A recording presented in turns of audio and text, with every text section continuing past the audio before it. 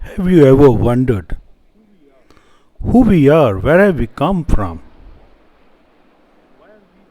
Why are we the way we are? Why do we behave and react in a certain way? The answer lies where our ancestors came from. How did they live? I'm going on this journey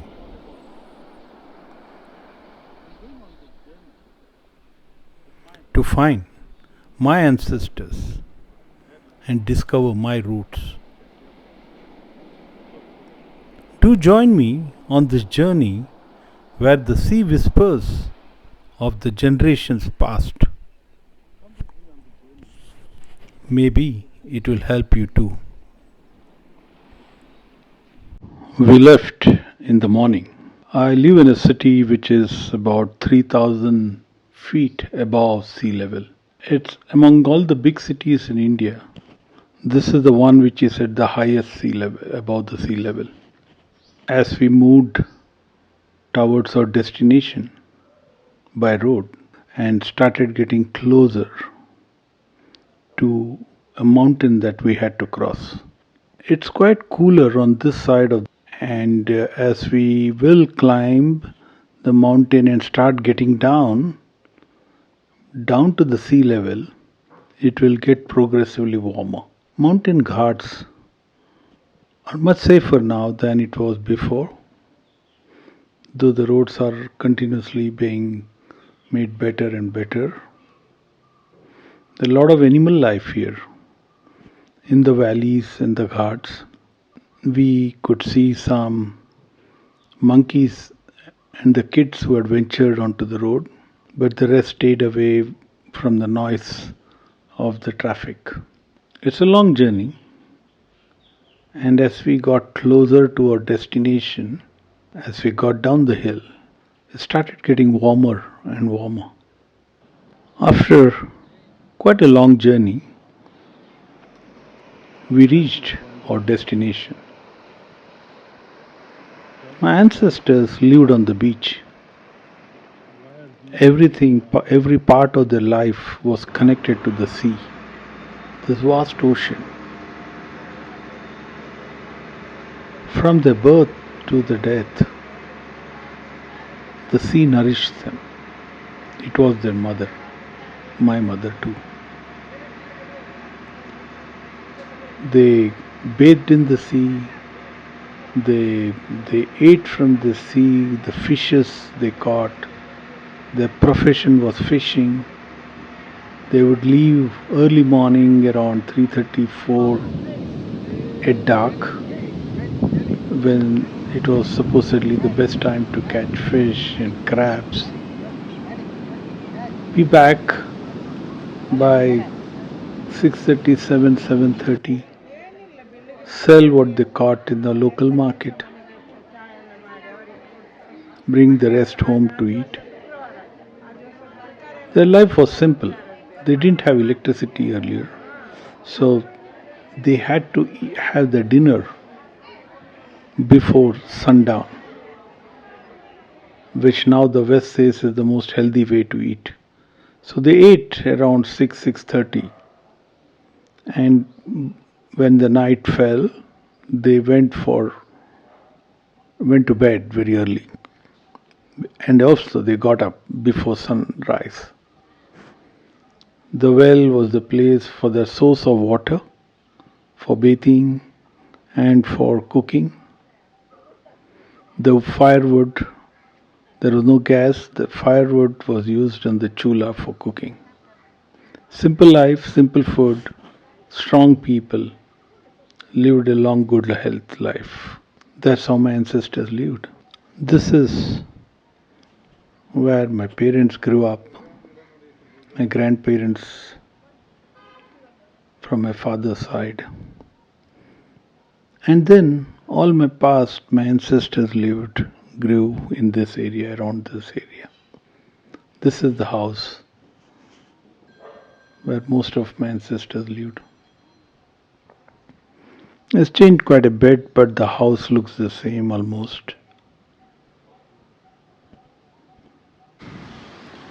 Here within the walls that sheltered my forebears, I come to offer my prayers.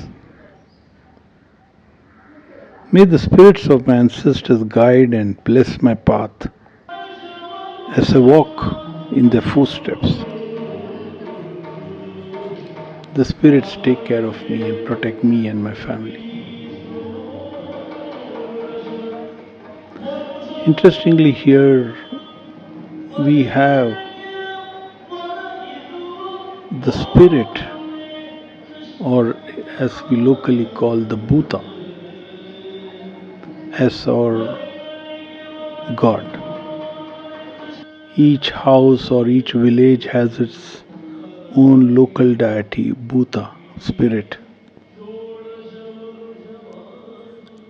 In her house, this is Panjurli, who resides in our house and takes care of our family. He protects us. This is not a ghost. People from other parts of the country and the world equate Bhuta with ghost. This is not. This is our God, our spirit of our ancestors. We pray to them.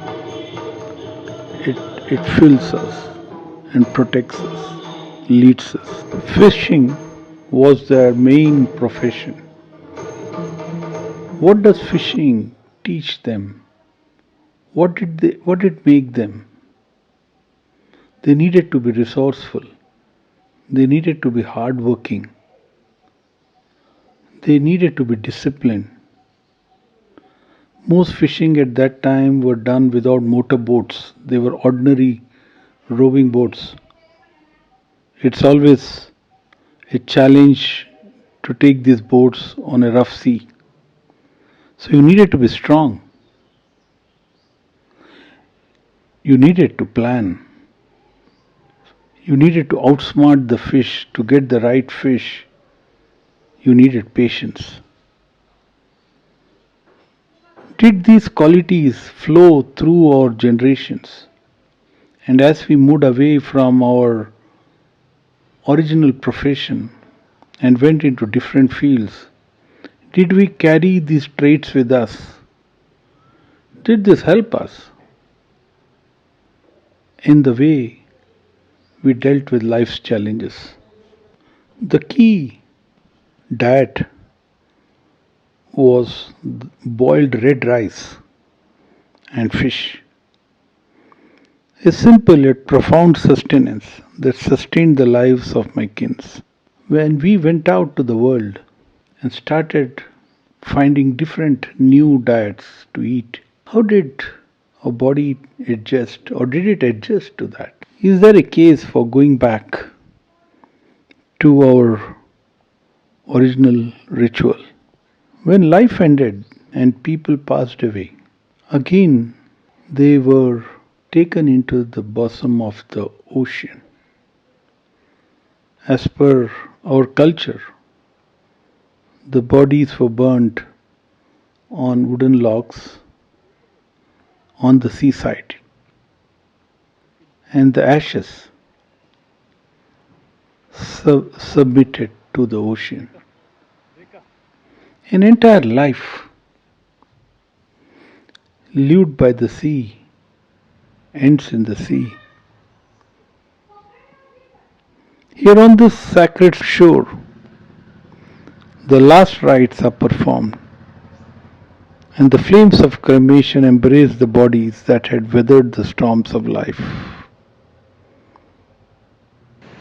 A life spent in the sea, nourished by the sea, ends at the seaside.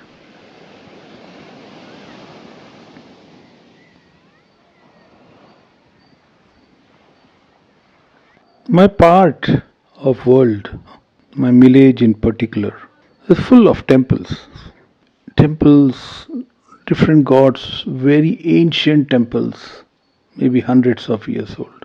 We also went to a few temples which were thousands of years old. It's a holy city. What's interesting, is almost 90% of the gods that are prayed in the temples there are for female deities, the goddesses,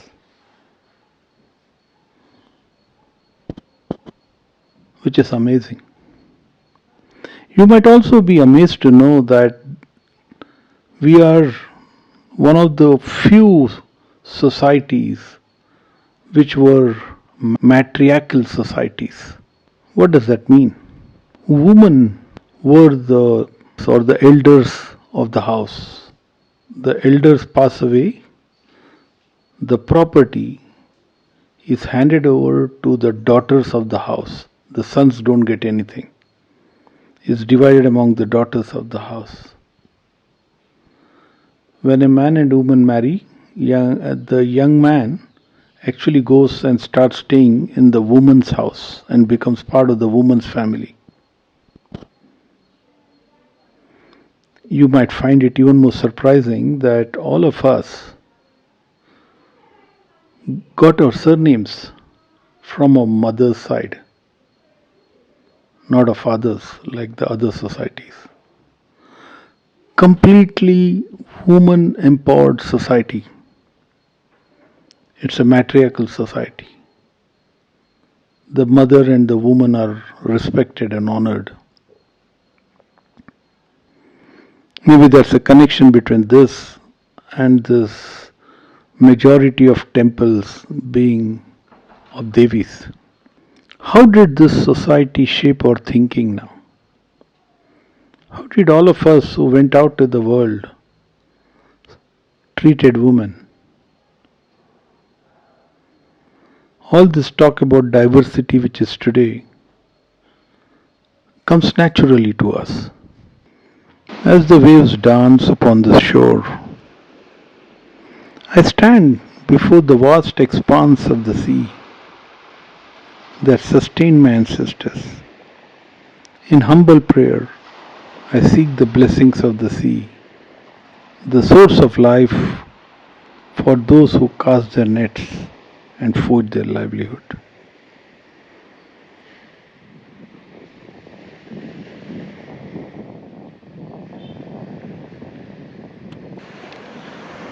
As I conclude my prayers on the hallowed ground, I carry with me the strength and resilience of my ancestors. May the spirits continue to guide us, and may our connection to the past empower us to face the challenges of the present and the unknowns of the future. It's now time for me to return. Thank you for joining me on this poignant journey. If you resonate with this quest for ancestral connection, share your thoughts in the comments below. Until we meet again, may the spirits of our ancestors watch over us. Stay unstoppable.